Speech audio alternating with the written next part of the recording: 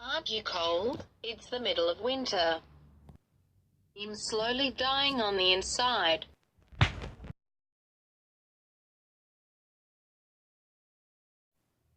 Nei.